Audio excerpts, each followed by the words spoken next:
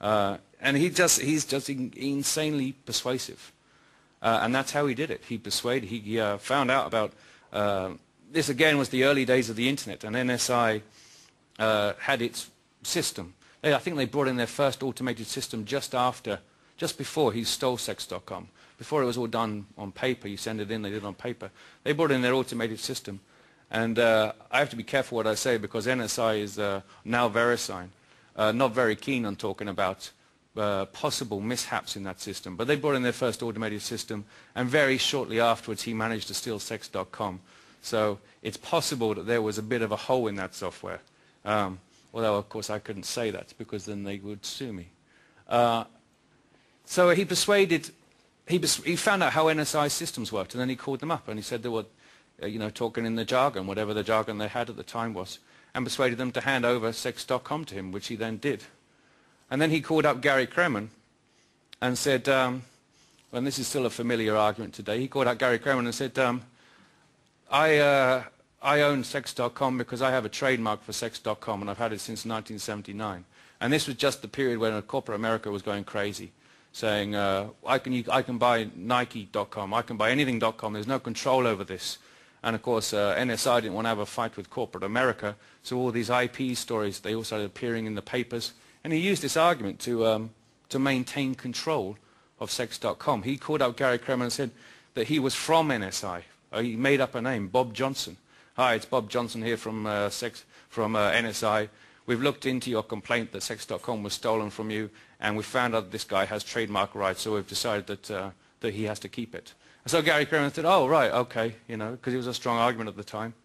And he left it for a couple of months, during which time NSI thought, right, fine, that's done, that's over. And then Gary Kremen sort of come on and say, oh, hang on, I don't remember any Bob Johnson. So he called up, and sure enough, there was no Bob Johnson. It's Stephen Cohen calling up and persuading him he's someone else. He's done the same for years. He's been FBI agents. He's been tax people. He'll adopt any persona he likes to get what he wants. In this case, a domain worth millions and millions of dollars. And then he had the audacity to go and sue everyone else in the industry. So there was one guy had freesex.com. So he sent a series of legal letters to him saying, I have a trademark in sex.com, and you're using freesex.com. You must hand it over to me. And he did it in a very clever way. He didn't go through the Californian courts. He went through the Oregon courts, which are incredibly fast. So literally he would get hold of domains in a week. He'd send all the letters, and then if they didn't turn up in court, then the judge would hand it over to him. Then he'd go to NSI and say, you need to put a block on this site. So within a site, these new burgeoning small porn sites were shut down because they just had a letter from this guy through an Oregon court. So he used this trademark thing, and you still see abuse of trademark now. I think a touch too much abuse of trademark to get hold of domain names. And he was one of the first that did it. NSI, however, when Gary Kremen made a huge argument complaining when he realized he had been conned, insisted that Stephen Cohen proved that he had this domain legitimately. So he forged a letter. He just forged a letter saying, from Electric Classifieds, which was the company, saying, oh, we've decided to hand over sex.com for free to you, and this letter is proof. We don't have any connection to the internet. This letter is proof that we want to hand it over to you. And he gave that to NSI, and it was clearly a forgery, because Stephen Cohen is not very well educated, and he can't write very well, so there's lots of spelling mistakes. It was dreadful. And NSI chose to believe that this was an accurate letter, because if they hadn't, it would have been a whole lot more trouble. They'd had to have accepted they'd fraudulently handed over this domain, and this is just this one guy, Gary Kremen. But they eventually had to pay up, because Gary Kremen took them and pulled them through the law courts, and they had to pay him off in the end.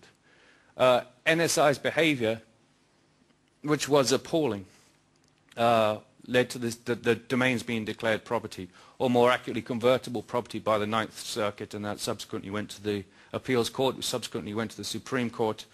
And this decision still bugs a few people today. Personally, I think that a domain is property, or has so many elements of property, but you'll find a lot of top lawyers will say, no, it has elements that aren't property. Well, the reason why that this whole case, for the first time, said that a domain name can be some form of property. You can own it, and if someone takes it away from you, that's worth money, and it has been stolen. And it was because of NSI's behavior. They refused to interact with Gary Kremer. They decided it was too much of a headache. This was just one man. Besides, the EU was investigating them, the DOC was investigating them, and they were under a lot of pressure. They decided to ignore him. But he won it back. It was a huge, long, huge fight through the US legal system, which is not cheap and not fast and not simple. And it was in the grey area of law. No one knew what domain names were or they weren't. But he won it back, and the judge awarded him $65 million as compensation, which he's never seen a cent of, because Stephen Cohen then went and moved all his funds to Mexico and to the British Virgin Islands, then to Liechtenstein, and then to Switzerland, then to Channel Islands. Anyway, just kept moving the money around. And so he's never got any of the money. But he won the domain, which leads to, I'll get back to my point, which is about the use of domain names. So Gary Kremer now had sex.com. And what happened in the meantime was that the internet had exploded, and people had started posting a lot of stuff. It was so cheap and so free to post up pornography on the internet that the old days of just putting up pictures that you'd scanned from a magazine and charging people $49 a month, those died, because people were just taking pictures, putting up on the internet, and it was destroying the market. So porn sites actually started going into niche markets, which is code for weird stuff. And there was a period where it got very peculiar out there. You know, and that's the US, particularly in the US, they started looking at bringing out lots of laws, because it was really on the edge of legality, because they were looking for the money, and they found that if they went into niche areas, then they could make some money. And so Gary Kremer had sex.com. He didn't want to put, as he put it, I'm trying to make the quote cleaner than what he told me. He didn't want to go into bestiality and high heel licking, but his quote was slightly more adult than that. And so he decided to turn it into a search engine, and this was the whole era of search engines. And he was a sex search engine, you know. So he was in the industry, and they would pay him on pay-per-click throughs, which incidentally was a whole system created by the porn industry. The Google ads, etc., etc. All that technology was created by the porn industry, because they figured they'd make more money working together than they would working apart, which was a revolution, and it worked very, very effectively. So he turned it into a sex search engine. You type in whatever you want, and it would lead to many of the other sites. It was an equivalent of the billboard, but with a search engine with pay-per-click ads. And that was fairly successful, but the problem was Gary Kremer had annoyed a lot of people in the industry, because he'd won sex.com and he'd been all over the papers, and he'd been complaining about effectively how disgusting internet pornography was. And so that turned a lot of the industry against him. So a lot of them boycotted him, and he had a lot of difficulty making money at the early days, because they just refused to do business with him. But gradually it picked up, and this is the second life of sex.com, which was acting as a search engine, because Google wasn't very good, and still isn't very good for pornography, if you want to get pornography. And then he sold it in January 2006 to some slightly mysterious conglomerate based in Boston called Escom, who I'm still not quite sure who's behind them. So if anyone can tell me, I'd be interested to know. And it was the largest ever sale.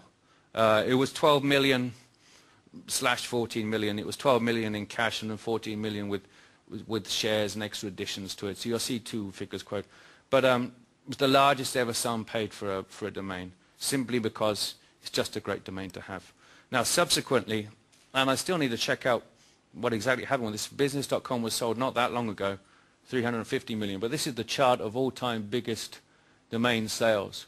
Sex.com up there, porn.com, business.com when it was sold the first time, diamond.com,